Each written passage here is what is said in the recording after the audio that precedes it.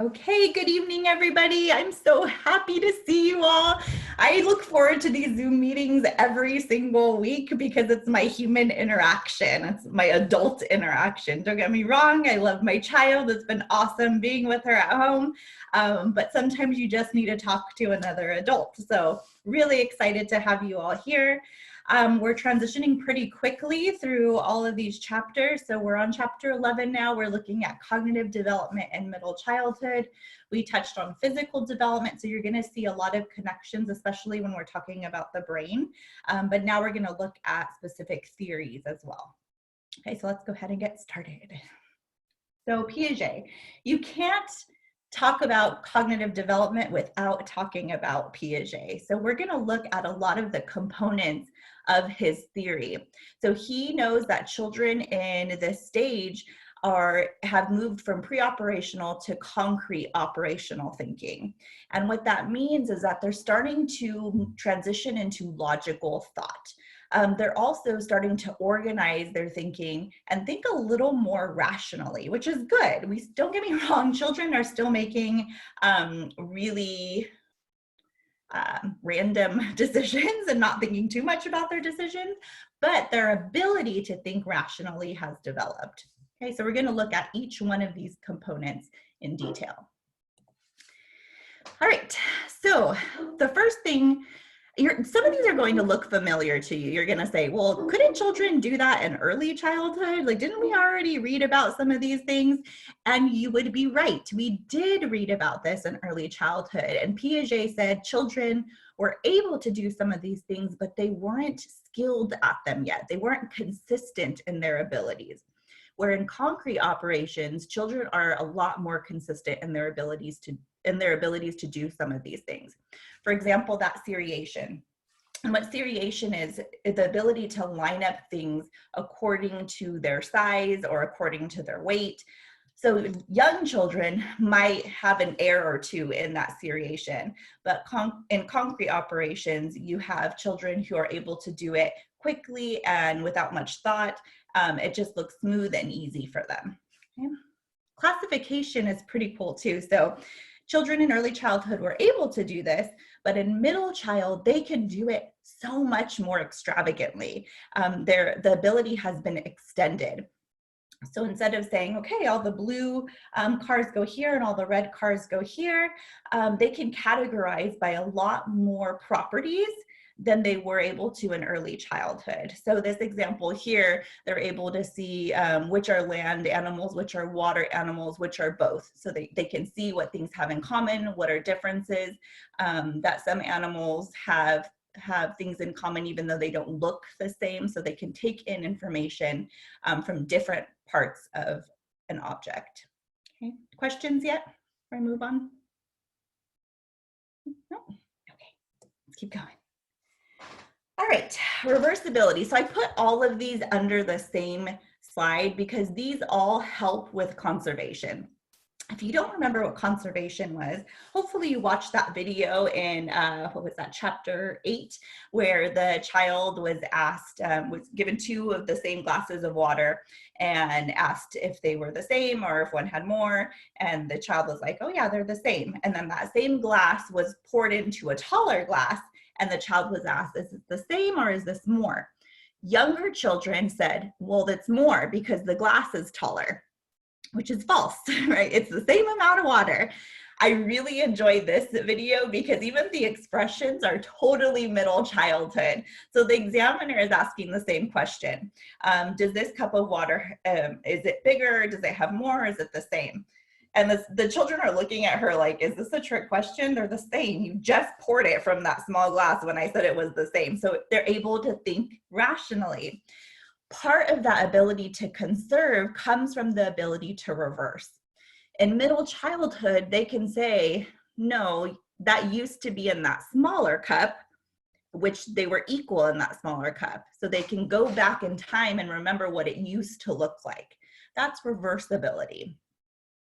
Earlier in childhood, children weren't able to do that. They could only take what was right in front of them and make sense of that.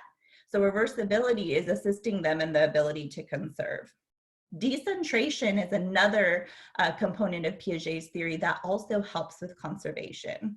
And with decentration, what it's doing is allowing children to focus on many properties at the same time. So the child can look at both the size, the weight, the amount of something, and think to themselves, oh, wait a second, I know what this looks like. I know that even though it looks like more because the glass is taller, I know that the actual amount of the liquid is the same. Okay? So they can do all of these different things that help them in one category. I encourage you to watch the video. We won't watch it together, but it's really cool to see their expressions where they're like, come on, I'm smarter than this. Or you're trying to trick me. I know how to do this. Questions about that? No.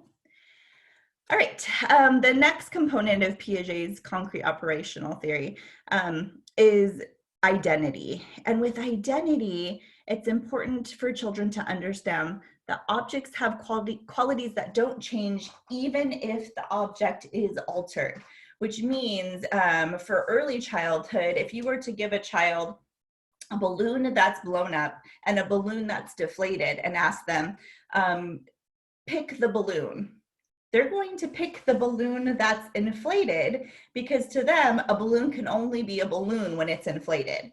Whereas in middle childhood, they understand that it can look different, but still be a balloon. They understand that identity aspect. Same thing with an egg. You can crack an egg, but it's still an egg. You could break a piece of chalk, but it's still a piece of chalk. Any questions about identity? No? Okay. Let's move to transitivity. This one's a little bit more difficult to process, but what it's doing, it's allowing children to make connections to different elements of information. For example, your book did a really nice job of saying, if a dog is a mammal and my pet Rex is a dog, then Rex is a mammal. So they can make that connection from one fact all the way to another fact. Any questions about that? I know I'm going a little bit quickly, but I'm trying to respect your time here, so I'm going to keep going then. All right, so intelligence. When we talk about intelligence, there's so many different theories about it, because once we start talking about IQ tests, we're going to look at the fact that a lot of intelligence tests only test for one type of intelligence. In Sternberg's theory, he says that there's 3 types of intelligences, but IQ tests only test for the first one, that analytical intelligence. And what analytical intelligence is looking at is how well are you able to process verbal information? What's your comprehension look like? What is your ability to solve problems logically? All part of IQ test. But what he says is, well, actually there's other types of intelligences too. And the way he developed this theory is he was actually a recruiter. So he was the one who read applications for a psychology grad program. And he looked at these applications and he's like, you know, this student didn't score well analytically, but would still be an incredible candidate for this graduate program because they have these other types of intelligences. One of them is the creative intelligence or experiential intelligence. And this is the ability to apply newly found skills to novel situations. So people, for example, who can build things, they know how to put something together and they've seen something put together somewhere else and they can recreate that experience. Those are important people in our world because they help us to build new buildings. They help us to think outside of the box, all important intelligences. This last group, these are the people we want to get lost in the woods with. These are practical, intelligent people. These are what we might refer to as street smarts. So these are students or children who have the ability to use common sense and to know what is called for in a situation. And you might think, well, everybody should have common sense, and you'd be absolutely right. Everyone should have common sense, but most people do not. And so it is a skill to know that, oh, you look both ways before you cross the street. It's a skill to know that if a stranger offers you candy, you probably shouldn't take it. Or if somebody in a van says, come look at my cute puppies, you probably shouldn't go. That's all common sense that not all children know about. So it's a type of intelligence. Okay. Questions about Sternberg's theory? Nope. Okay, we're gonna go to another theorist. I'm sure Gardner is somebody that you're more familiar with. And in Gardner's theory, he talks about the idea that there are multiple intelligence and somebody could have more than one type of intelligence. But the fact is that testing usually only involves 3 of these types of intelligences, which is kind of sad when you think about it.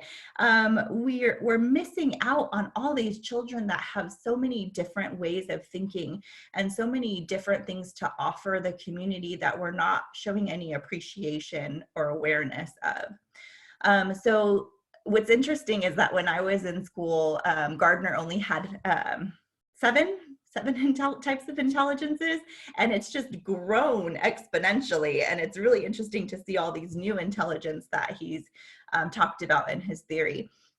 One of the newer types is this existential intelligence, which is this connection to spirituality, this idea of knowing, thinking about what's out there and thinking about how the world was created. And that's a type of intelligence which doesn't really get a lot of attention, but maybe should. There's another one that, and I'm looking at our chart because I'm looking for the other one that wasn't talked about as much. Oh, the naturalistic. So a connection to nature, knowing about plants and animals, knowing about how they support our world, being able to name a plant and know what environment it survives in the best. That's intelligence. Intelligence that I do not have personally. We call my backyard the plant hospice because every plant that comes here to die. And so that's an intelligence that's not part of me. But you can look here and see, what do I specifically connect with as far as intelligence is? And it could be more than one of these. So the question I ask you is, how does knowing about this help you and support you in working with children? Does anybody want to answer, or I'll answer for you? No. Okay, if you just want to hear the sound of my voice, that's fine. So how it helps us is if we know what children's strengths are, then we can work to those strengths. If we know that this child is musical or rhythmically intelligent, then we know that that's going to be our ticket, our gateway to support them in all subjects. So if we're trying to teach this child math, let's teach it in a song or a rhyme. If we're trying to teach this child, get this child to move and be physical, then let's have them dance. So how do you connect things that you want them to learn academically to these strengths? Okay. Questions about this? Nope. All right, let me keep going. So information processing, what do we know that children are doing better right now? We know that their memory is better, and we talked about this when we talked about physical development a little bit last week, but we know that there's more myelination happening in the brain, which makes messages transfer more efficiently and at a faster rate of speed. So they're able to take information that they've taken in through their sensory input, and they can use it pretty efficiently now. Whereas in early childhood, they struggled with that. They struggled with working on a problem in front of them. Another thing that's growing is attention. Children are able to filter out irrelevant information in order to focus on what they need to accomplish in front of them. That's a task that they're going to get better at and need into adulthood. And so this is where it's really doing a lot of growing. Okay. And this last part that's really showing a huge difference are memory strategies. Children are learning how to remember things, and they're knowing that they can use things like mnemonic devices in order to do that. Some of these include things like acronyms. How many of you remember, like in 4th or 5th grade, when you learned PEMDAS for math? So parentheses, exponents, multiplication. That's a mnemonic device. I'm trying to think of another one. Oh, never eat soggy waffles or never eat shredded wheat to remember north, east, south. No, I can't. Southwest, northeast, southwest. So you're remembering these mnemonic devices to help you remember bigger ideas and bigger facts. Children are learning how to do this. I'll share with you one of the ways children remember is repetition, and my daughter is one of those children. So I'll never forget, in 5th grade, she had a teacher who would give out speeches as an assignment, and children had a month to memorize these really extravagant speeches, famous speeches in history. They had a month to remember it, but my daughter, being my child and being a perfectionist, said, I'm going to remember these by the end of the week. I'm going to memorize it. Like, honey, that's a lot of pressure. That's a long speech. And she's like, nope, I'm going to do it. Her way of doing that was to read every single line over and over. So she'd read the first line like 100 times over again, over again, over again, and then she'd memorize it. And then the second line over again, over again. Drove me insane, but she memorized these speeches by the end of the week. And these were 2-page speeches, and I could not believe that she was able to memorize them, but she knew how her brain worked. She understood that if I keep repeating this, it goes into my working memory and it goes to my long-term memory. So super impressed by that. But a lot of children are figuring out ways to remember better. Okay. Questions about these 3 things? Nope. All right, keep going. So let's look at IQ scores and intelligence testing. All of us have probably had an intelligence test done on us in school, maybe not even realized it. And what we're looking at when we're looking at a good, let's say good intelligence test are these 2 things, reliability and validity. And they're different concepts, but both equally important to look at when you're looking at an IQ test. Reliability is saying, if I give this test and then Lucas gives this test and then Abby gives this test and then Alex gives this test to the same child, we're going to get similar results around the board. So all of us are going to get similar results. That's reliability. Validity is saying, well, if I say that I'm testing IQ, I'm testing intelligence, then the questions I'm asking are actually testing intelligence. I'm not giving them a gross motor test, I'm giving them intelligence testing. So validity is that the test examines what it says it's supposed to be. Questions about the difference between those 2? No? Okay, so let's look at standardization. So IQ tests are standardized. And what that means is it was given to a multitude of people, hundreds of thousands of people in different age groups across the United States. And what they did was they took an average of scores at each age. So the average IQ at this age is this much. The average IQ at this age is this much. And then they developed a standardization. So they say, okay, here's the standard score. How did your child score in comparison to the standard score? Questions about standardization? No? Okay. Oh, sorry, I should have fixed this. This division sign is supposed to be right here in between mental age and chronological age. So how is IQ measured? How it's measured is it's taken the mental age of a child. So how does the child score on this exam? And then dividing it by the chronological age of the child and then multiplying it by 100. So I'll make it really simple for you. If the child scores at a mental age of 10, and they just so happen to be 10 years old, you do 10 divided by 10, which is 1, and then you multiply it by 100, and they have a score, an IQ score of 100. And if we look at this brain Any score between 85 to 115 is an average IQ score. Okay.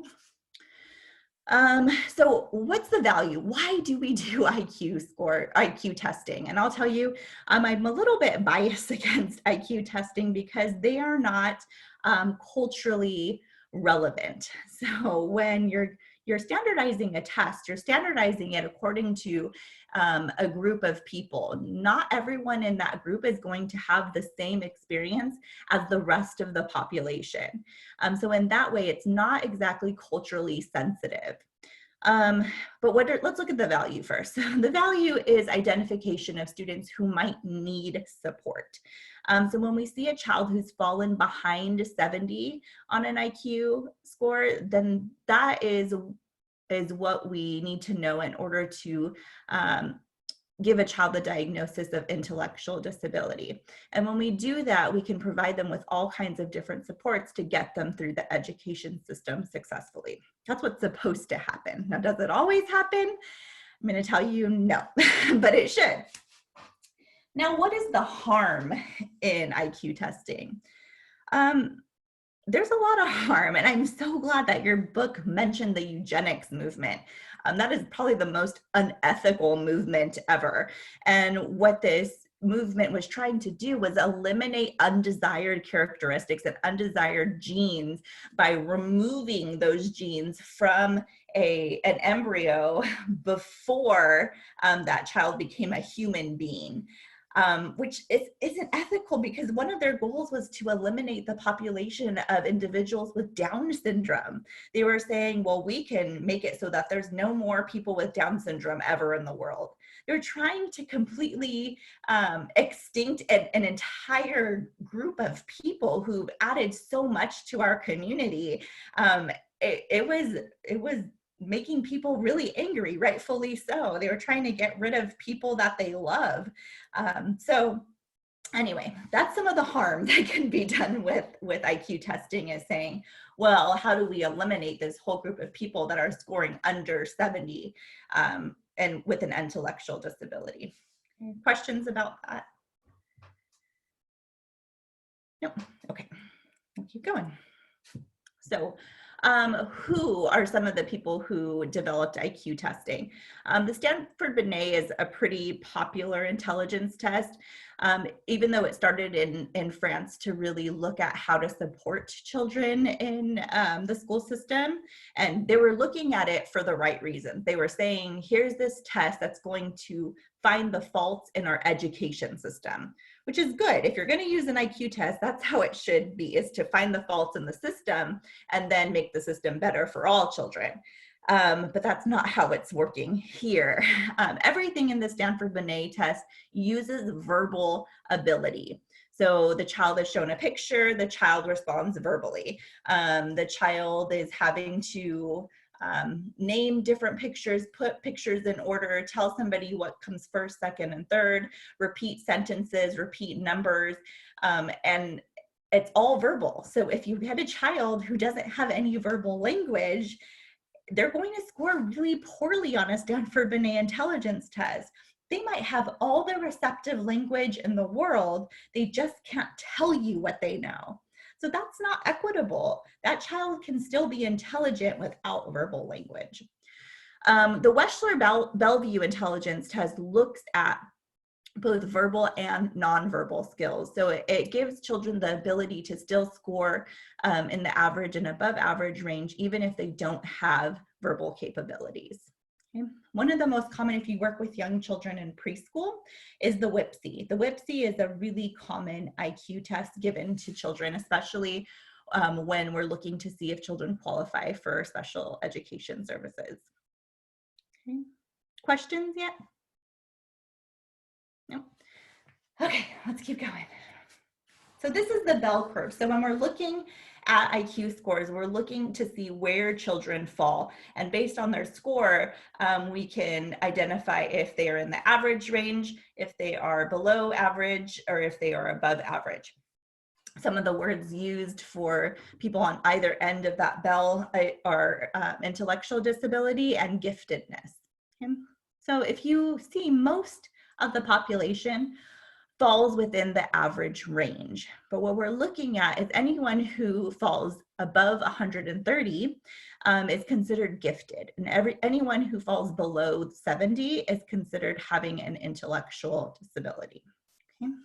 And we'll talk about both. Questions about the bell curve? Nope. Okay, let's keep going. So intellectual disability is a relatively new term, and it's a lot more respectful than the old term. Anybody with an IQ under 70 used to be referred to as being mentally retarded, which is not a term that is used anymore professionally, nor should it be used anymore in any aspect of a child's development. The reason why it changed actually was because a family with a little girl with Down syndrome named Rosa, they advocated for this term to be completely extinguished from the professional language. It's actually called Rosa's Law. It's an incredible law that said, you know what, we're going to change it so that the language is no longer disrespectful. Because what were people doing with the word retarded? They were using it to be insulting. They were using it as a negative. They were using it to make fun of individuals. And then to have that also be a professional diagnosis was not okay. So there was this huge shift in language and how to be respectful to people who had an intellectual disability. An ID or an intellectual disability is focused on two areas. So first is IQ, which we talked about. And the second is adaptive functioning. And when we talk about adaptive functioning, we're looking at how is the child or is the child able to function in the world? So can they, let's say, go to the bathroom on their own? Can they eat on their own? As they get older, are they able to go to the grocery store and know how to pay? Do they know how money works? Are they going to be taken advantage of from other people who are typically developing? Those are some things that are looked at. Okay. About 1% of individuals in the United States have an intellectual disability. Most of these individuals are male. Okay. It is possible for children to outgrow the diagnosis if we can support those adaptive functioning skills. Okay. Questions yet on here? Okay, so when we talked about a shift in societal attitudes, I really put a big emphasis on the language, and part of that shift in language is something called people first language. Has anybody heard of people first language? If you haven't, what we're doing is we're putting the individual in front of the diagnosis. So instead of an autistic person or a Down syndrome person or the cerebral palsy boy, it's now the girl with autism, the boy with Down syndrome, the child with cerebral palsy. And what it's doing is saying, let's look at the person first. Let's look at all that comes with this individual. What are their interests? What are their likes? What are their dislikes? And then we say, oh yeah, and they're also experiencing this diagnosis. How do we support that as well? But what we do when we put the diagnosis first is that we put children in a box immediately. If we say the autistic child, immediately we're seeing autism. Whereas we put the child first, we see the child first. So people first language is a shift in our profession.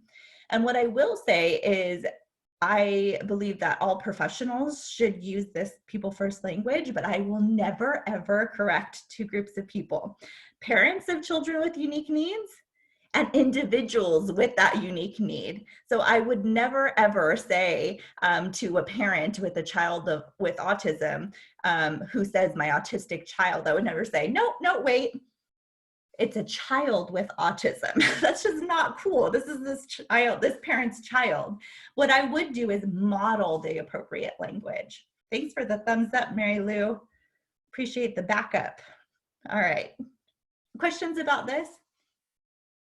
I can go on and on literally for 16 weeks because this is an entire class supporting children with unique needs, but I'll move on. Take the 163 class if you really are interested in this subject. That's just a plug for the summer. So the IQ of over 130, this is where we place children and we call them gifted, or we say that they have a gift, an academic gift.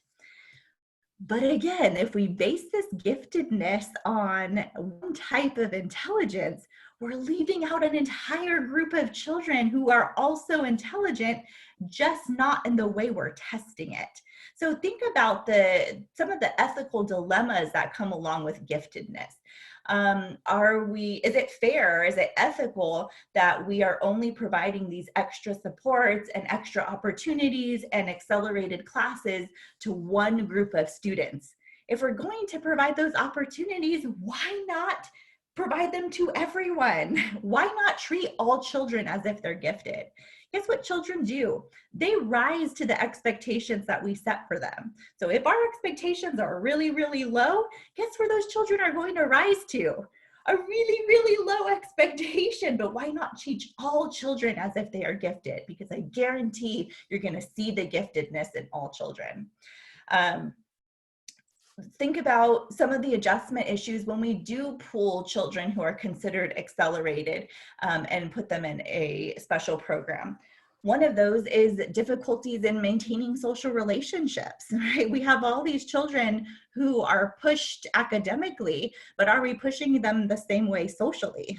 Are we saying that relationships are just as important? Or are they spending 6 hours a night doing homework and not having time for social relationships? So friendships and relationships are something that sometimes suffer for children who are gifted. Okay. Questions? No. All right, let's keep going. So testing in schools. There's two types of testing in schools: achievement test and aptitude test. Achievement tests are where IQ test, let me fix that. Achievement tests are what you take in our classes. So at the end of each chapter or every 3 chapters, you take an exam, you take a test, and it's telling me what you've learned, and it's helping me to examine my teaching. So it's saying, okay, well, like the first test, people didn't do too well in the first test, and instead of saying, oh gosh, you horrible students, I'm thinking, oh gosh, I did not do a very good job at explaining these concepts. That's how achievement tests should be used. And so what did I do is I changed the way I was teaching. I changed the way the tests were worded. I tried to make changes in what I do in order to support students. The same thing should be done when you're working with young children, using the achievement test to say, okay, well, those children didn't do very well on this test. How can I shift my teaching so that everyone is at their optimal learning? Okay. Achievement tests are also what the federal government uses to apply funding to programs, which is such a backwards concept. It will continue to be backwards until there's some changes made. Because who gets the most money? Schools where children do the best, and then the schools where children are suffering and not having great scores, they don't get any money, or they get very little bit of money. And in my opinion, it should be backwards. Chances are if those students aren't succeeding, they're missing something. Maybe they're missing quality books. Maybe they're missing quality teachers. Maybe they don't have the opportunities for things like field trips. Those all aid in how students perform on achievement tests. Okay. The second type of test are aptitude tests. And these are things that you might have taken in high school. If you go into a specific type of profession, you might have to take an aptitude test there. And it's testing your potential for success, your potential for learning. And examples of these are your SATs or PSATs. If you're going to go into the medical field, you would take the MCAT. If you were going into the legal field, you would take the LSAT. So these are examples of aptitude tests. Questions about these two? Nope. Okay, let's keep going. So let's look at some legislation when it comes to testing. So there's two types of legislation. It's actually the same concept, but changes have been made. So in 2001, President Bush developed this No Child Left Behind, the NCLB. And there was a lot of criticism for this law because what his focus on was testing, saying the only way we know children are doing well in school is how well they're testing. And that's not really equitable. We also had problems because who was making the expectations for each child or each school and each grade and each age? It was the federal government. The federal government was saying this is where children should be at. And typically it was people with no interest in education. It was people who had no child development knowledge, who'd probably never seen a child, worked with a child, had children, no information about children were making these target goals. So they were really unrealistic and then punitive if the schools didn't perform well. So in 2015, President Obama developed this Every Student Succeeds Act. And it was kind of a play off of the No Child Left Behind. And what he did was keep some of the essential aspects of NCLB, but make some really important changes. And the fact that instead of the federal government having control over the expectations, now each state got to make their own expectations for children.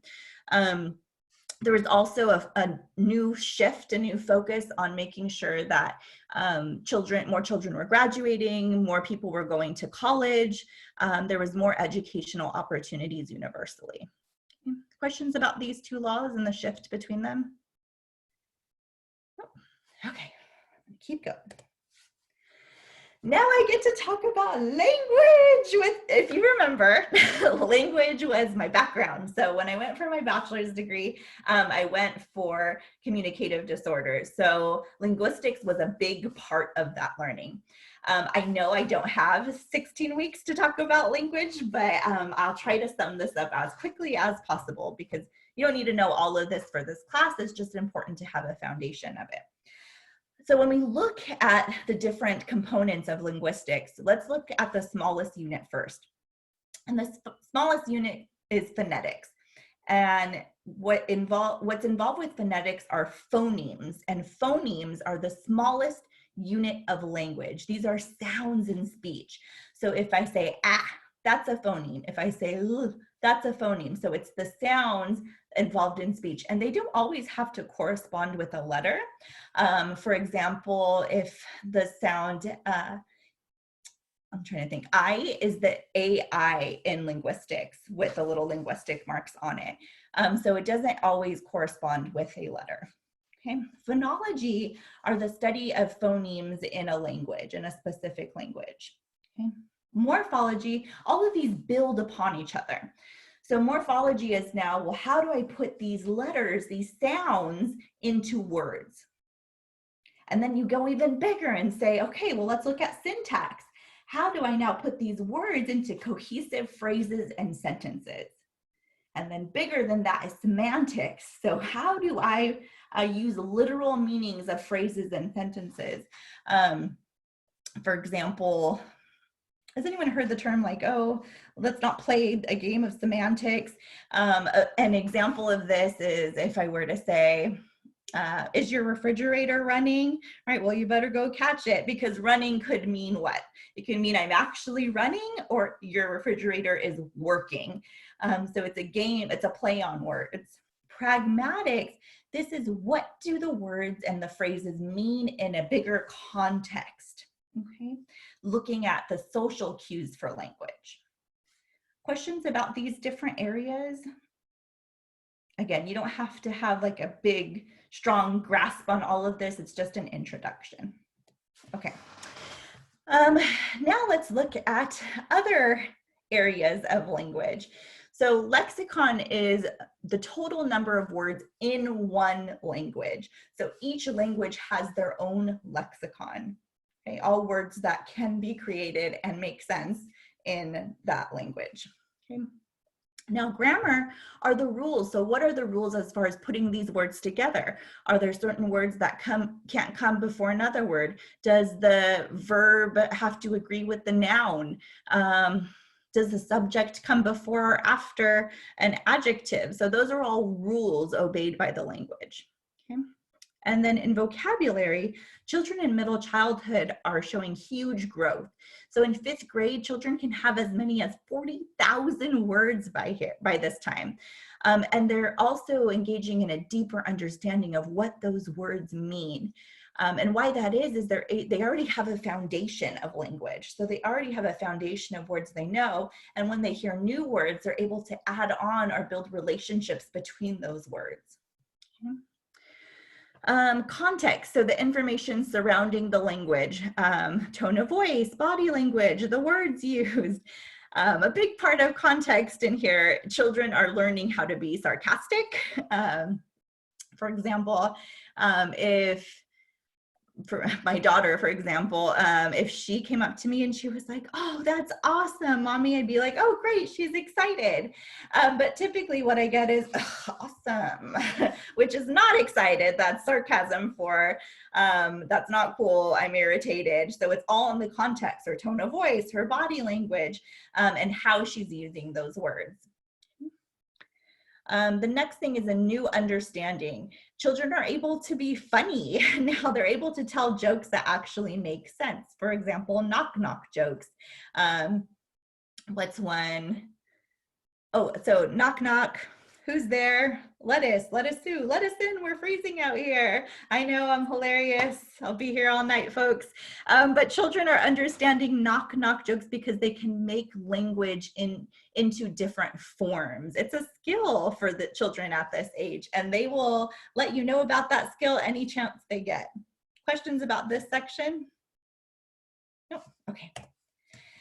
All right, bilingualism. I love talking about bilingualism because there's so much misinformation out there that I like challenging it with the new research. So when I was younger, I lived in an area and in an age where it was not okay to speak Spanish.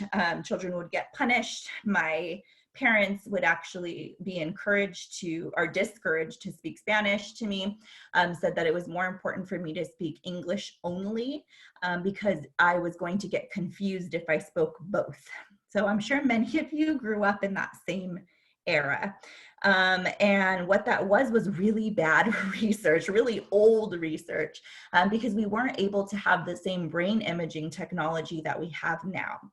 With the new brain imaging technology, we know that a bilingual brain has some incredible advantages than a monolingual brain.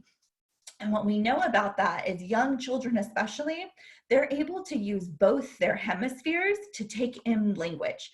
So I can use all parts of my brain and I can have an emotional connection with language. Whereas into adulthood, we get stuck in our left hemisphere and we can only learn language in that logical way. And so we don't learn it as quickly and we don't have an emotional connection with it. So younger children are able to learn language faster when they have exposure to it. And we also know that when a child has a strong foundation in their home language, they're better able to learn a second language, which is why we shouldn't be forcing English on children who haven't fully developed their home language. If we have children that are really at the cusp of developing their home language, let's reinforce that. Let's support them understanding the grammar and the syntax and all of those things we talked about in linguistics, because then they're better able to pick that up in English as well. I'm trying to think of other things I want to tell you. Oh, so with the bilingual brain, what we now know are that children who grow up and are exposed to multiple languages, they're better able to filter out irrelevant information, because what have they done their whole lives, right? With this person, I speak English. With this person, I speak Spanish. With this person, I speak English. With this person, I speak Spanish. And so they're able to filter out the other language as they're communicating with a person. Questions about this? Nope. Okay. Gonna keep going. So what are some theories of language development? The first one is behaviorism. We know good old Skinner, who talks about the reward system, and he believes that language develops because children get rewarded for language attempts. For example, when children are young and they say baba and then somebody gives them a bottle, they say, ooh, that had power. I'm going to do it again because I can get what I need by using my language. Okay? Chomsky, on the other hand, was more biological. He looked at the natural ability of children to acquire language. And he said that every child has what he referred to as the language acquisition device, which sounds like something specific in your brain. But what he didn't say is it's right here, it's in your frontal lobe. He has no place for it. And he also doesn't mention any genetics. So it doesn't have any genetic component to it. He just says, well, every child ends up learning some kind of language. Even if they don't use an actual language, they find some way of communicating with sound, which is true for the most part, but it's not a specific area of the brain, or like it's not just some little tiny device in the side of your head that makes you learn language. So that's kind of the fault in Chomsky. Piaget talks about the assimilation and accommodation requirement. He says that children are building on their understanding and they can't fully grasp language until they develop cognitively. Okay? Whereas Vygotsky said, well, Piaget, you didn't talk about the social need of communication. Children need to interact socially in order for language to develop. Okay. Questions about these four theorists? No. Okay, keep going. So learning to read. I know some of us, most of us, were probably taught to read based on a phonics-based approach. So you learn that each letter makes a sound and you sound out the words and you learn how to read that way. This new way of learning to read is called the whole language approach. And what children are doing is learning what is referred to as sight words. So they see a word and instead of sounding it out, they have to memorize it whole. Actually, sounding out a word is strongly discouraged. They're just saying you have to remember the entire word just by visual input. What research is saying is the best approach is actually a combination of both. Because if a child runs into a word that they haven't seen before, having that phonics-based approach is going to support them in being able to sound it out. Okay, questions about reading? No? Okay. Keep going. So what are some learning difficulties that often arise with young children? We're going to look at these in particular. So dyslexia, all of these actually are disorders that are really difficult to diagnose because we don't have enough professionals that know how to diagnose, to know how to assess in these areas. And there's new research coming out about all of these. So dyslexia is specific to reading. It's a transverse of letters while a child is attempting to read. So in the word dog, they might see God instead. Dyscalculia is a similar concept, but for math, for numbers. So now the numbers are transverse. So instead of 3 + 2 = 5, they're saying 3 + 5 = 2. So they're struggling with the order of the numbers. Dyspraxia is what I typically see, and that's a struggle with coordinating motor movements in your gross motor and fine motor. So I'm having trouble planning what I need to do with my body. Okay. Dysgraphia is similar to all of these different disses, but in writing. So I know what I want to say, but getting it on paper is really difficult. My writing is typically illegible. If I have dysgraphia, it's really difficult for me to write a full sentence, much less an entire paragraph. So thinking about that in middle childhood and how difficult that would be for children to have dysgraphia. Okay. These last two, auditory processing and visual processing, are also very difficult to assess. And when you think auditory processing, this is not I can't hear, this is I can't process what I'm hearing. So I hear everything just fine. It's not a hearing impairment, but what I'm hearing isn't getting processed to my brain. I'm not understanding what I'm hearing. A good example of this is my youngest brother. we would give him a 3-step direction. So go take out the garbage, throw it in the garbage can, bring in the recycling. He would remember maybe a little bit, or go outside and then start playing with his skateboard. And we're like, hey, where's the recycling, dude? He's like, oh, what did you ask me again? And it wasn't because he was intentionally ignoring or forgetting. He was really struggling with processing the directions that we were giving him. So what supported him in that was having him repeat the directions back to us. So what did I just tell you to do?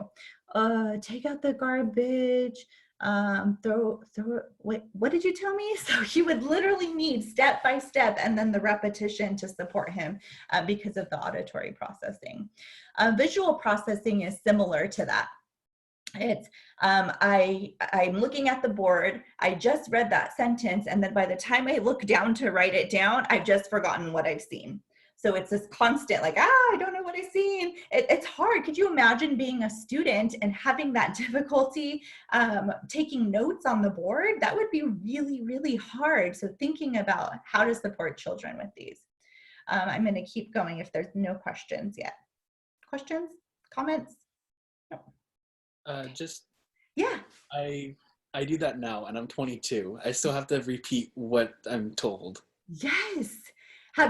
So you don't have to share this with me, but if you've ever been tested for auditory processing, my brother didn't get tested until he was older.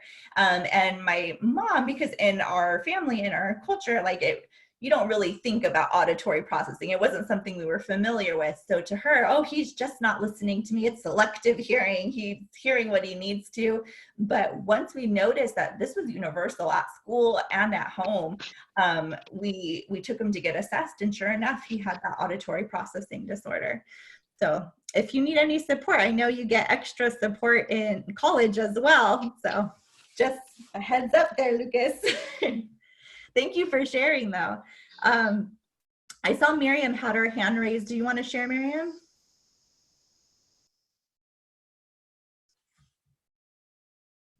Is that an accident? Let me look down. Miriam, did you want to share?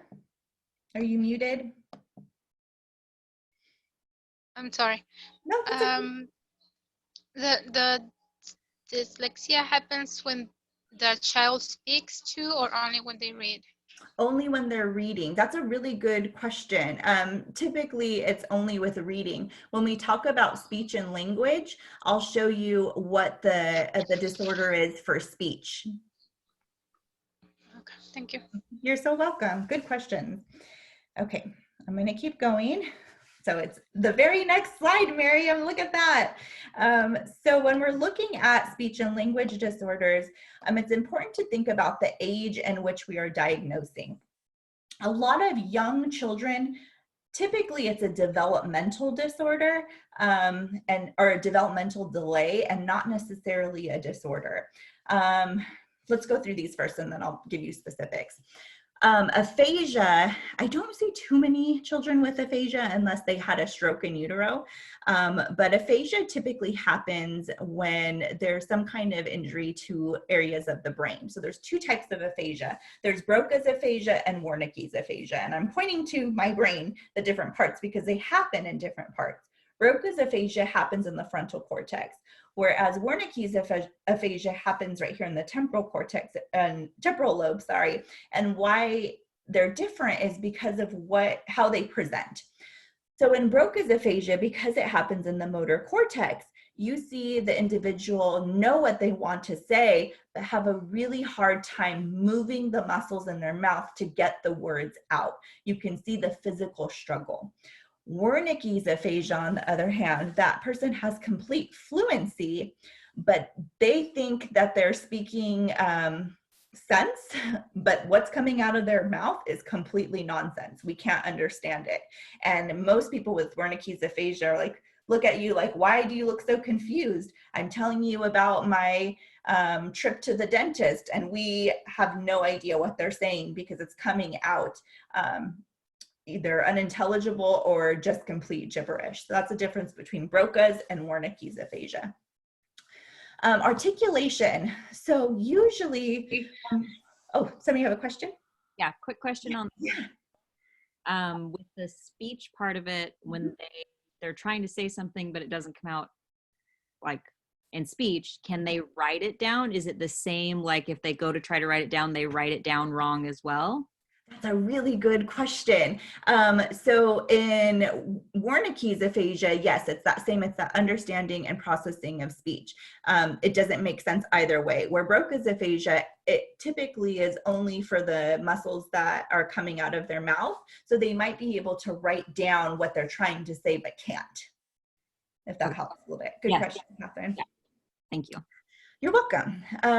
When we're looking at articulation, these are the inability to correctly produce speech sounds due to imprecise placement, timing, pressure, and speed of all of the things that work with language, the lips, the tongue, and the throat. Before age 7, a lot of these articulation errors are considered developmentally appropriate.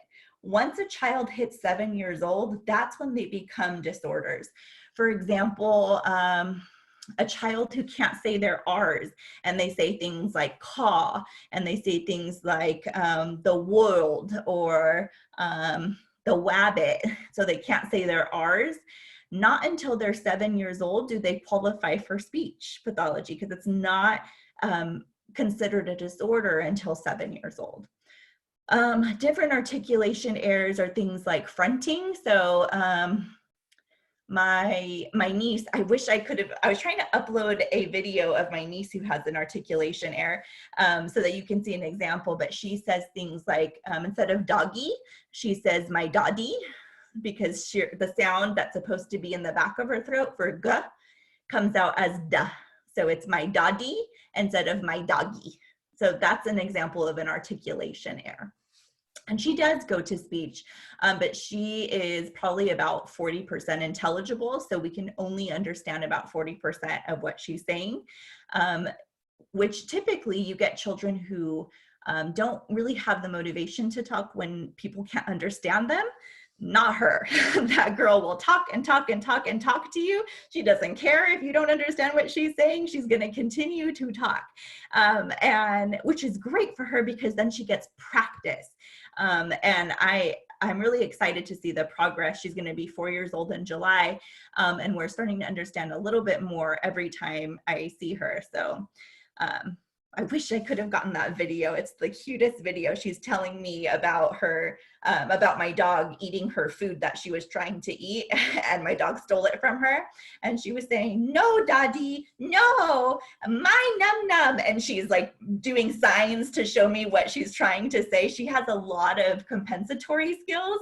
So if you don't understand her, she's able to use all these different skills to get somebody to know what she's trying to say, which is pretty cool. Fluency. So fluency is your rate of speech. And what is probably the most common fluency disorder that you might be familiar with is stuttering. And stuttering actually is considered developmentally appropriate for children between 2 and 5 years old. So about 5% of children between 2 and 5 years old have a stutter. I remember my daughter, when I'd pick her up from preschool, she'd go, "Mommy, I had a good day today." I'm like, "You did?" And at first I was a little concerned because she was stuttering a lot. And I remember reading and doing my degree program and learning that this was typical, and what would have elongated or prevented her from recovering from that stutter is if I were to do things that we commonly do, like slow down, stop, think about it, okay, now tell me. Because to her brain and her ideas and all the language that she had coming in was more than her ability to say them. And so she was wanting to tell me so much at one time that her motor skills couldn't keep up with it, which produces a stutter. I still do that when I'm really excited to tell you all about something and then my words want to come out really quickly. I have a pretty fast rate of speech anyway. And then when I try to get faster, my mouth can't keep up sometimes. So even as adults, sometimes we have disfluencies. The last one is voice disorders.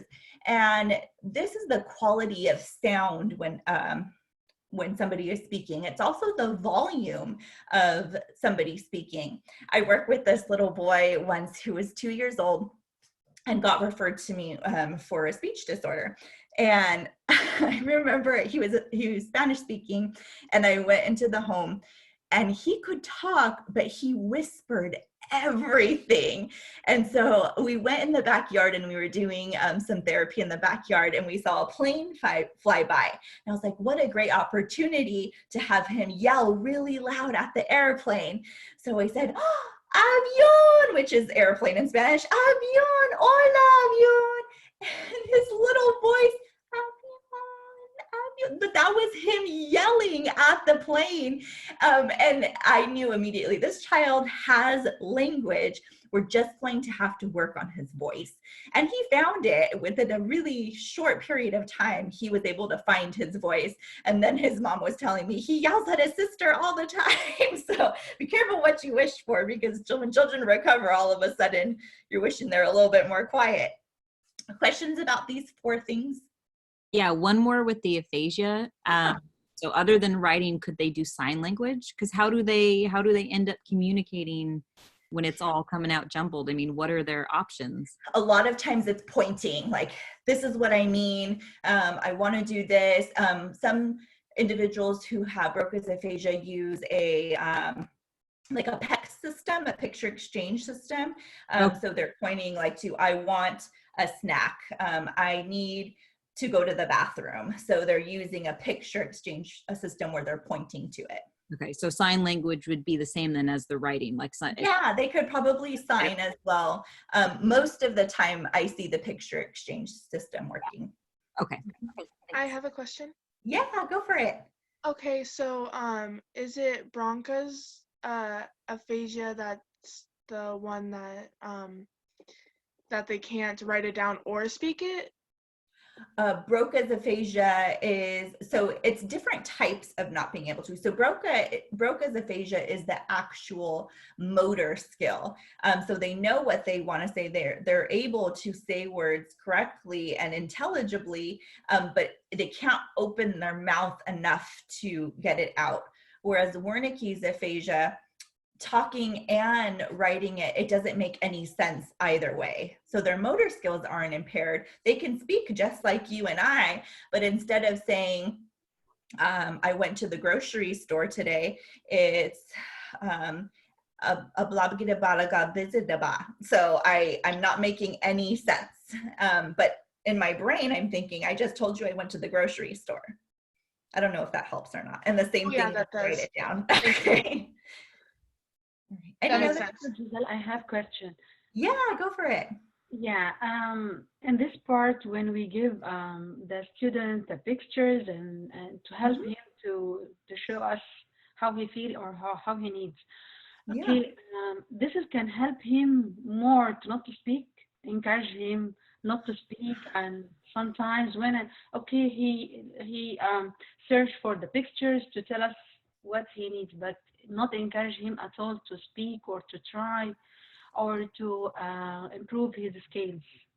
That's a really good question, and why so many parents actually hesitate with using a PEC system, because they think, or even sign language, they think, well, now my child's going to become dependent on this system and they're not going to be motivated to use verbal language.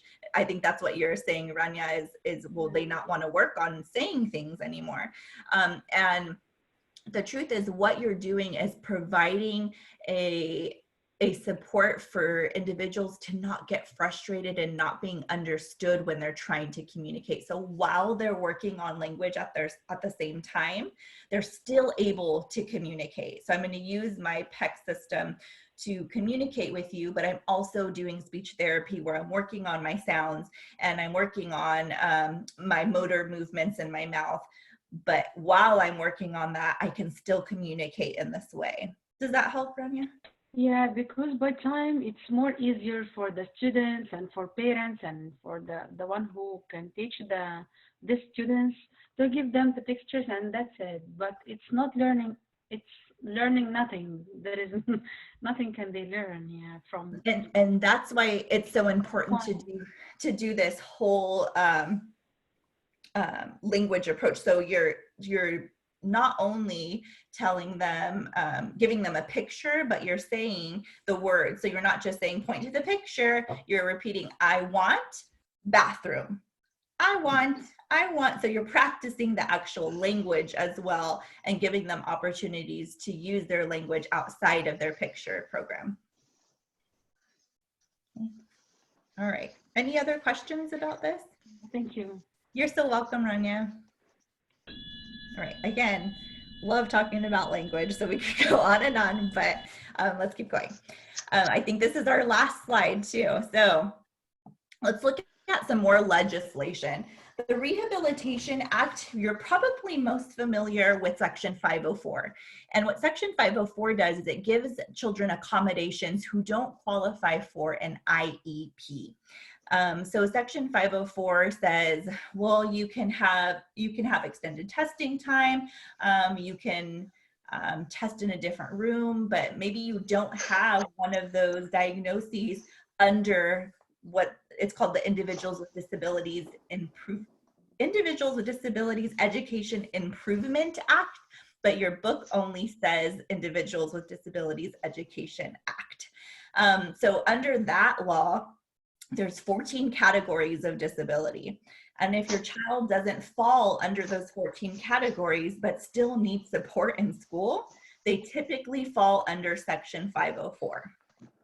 Okay.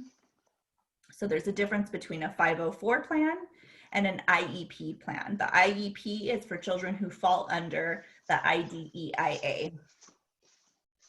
And again, this is just an overview. I teach an entire class about all of this. So if you're interested, I encourage you to take it, but I do want to at least talk about it. The Americans with Disability Act, you're probably most familiar with this as the Wheelchair Act, because it mandates that all public places are accessible to anyone with a unique need. So do they have a wheelchair ramp? Is there an accessibility button so that the person can get in without having to open the door with their hands? Is there Braille available? I'm trying to think of some other. There's so many, but they've become part of our everyday that typically you don't notice that they're there, which is good. It should be a norm to see accessibility. Accessible parking spaces, those are part of the Americans with Disability Act. Okay. Questions about those two, and then I'll move on to the IDEA, and then we'll be done. No, okay. So again, your book says the Individuals with Disabilities Act, but in 2004, it was actually improved with new concepts. And so it was called the Individuals with Disabilities Education Improvement Act. And some of the concepts that correspond with this law are free and appropriate education. So any program, any public school that receives federal funding has to also support children with unique needs. Okay, so if you get federal funding in any way, then you have to also provide free education to children with unique needs. Parents should not have to pay out of pocket for special education services. Okay. Another part is due process, and what this did was give parents the right to say, look, I don't agree with the services that you're offering my child right now. I want to have a mediator present, and I want to talk about some changes we can make to their IEP. So that's due process.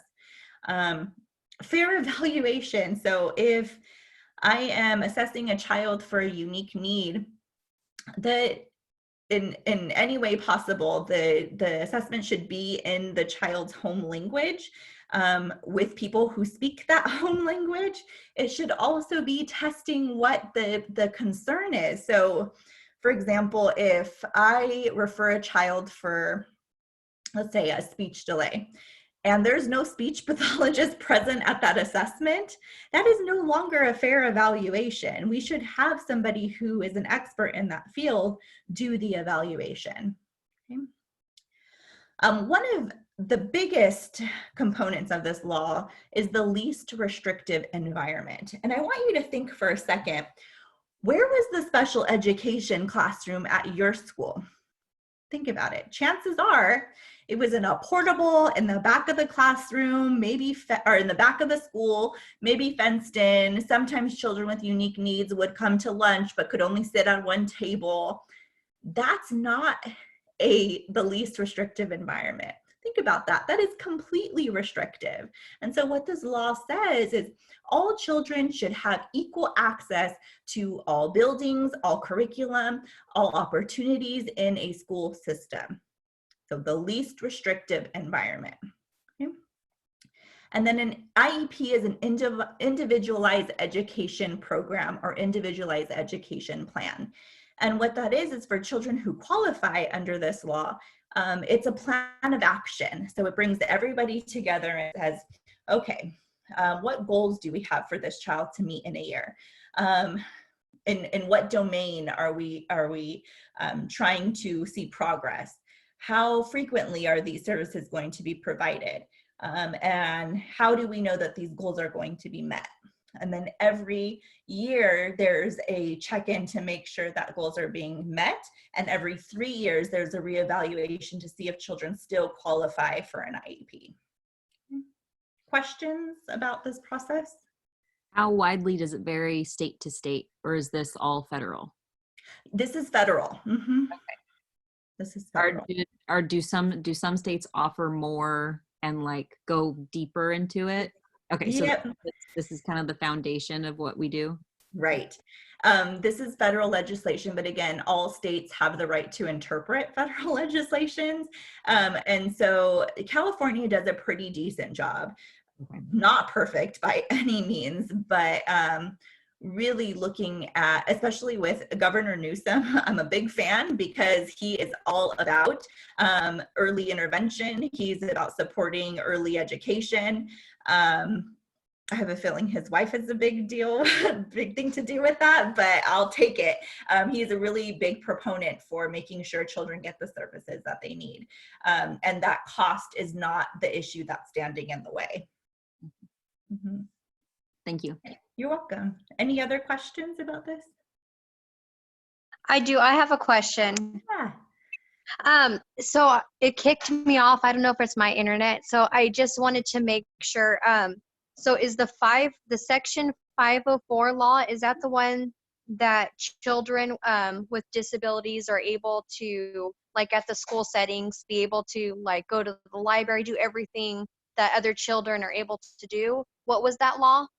So there's two. The IDEIA is a big one for inclusion, but Section 504 provides accommodations for children when they don't qualify under the 14 categories of disability under the IDEIA. So if they don't qualify under the Individuals with Disabilities Education Act, then a lot of times they'll still get accommodations through Section 504. Okay, perfect. Thank you very much. You're so welcome. Any other questions? No? Okay, I'm going to go ahead and stop the recording.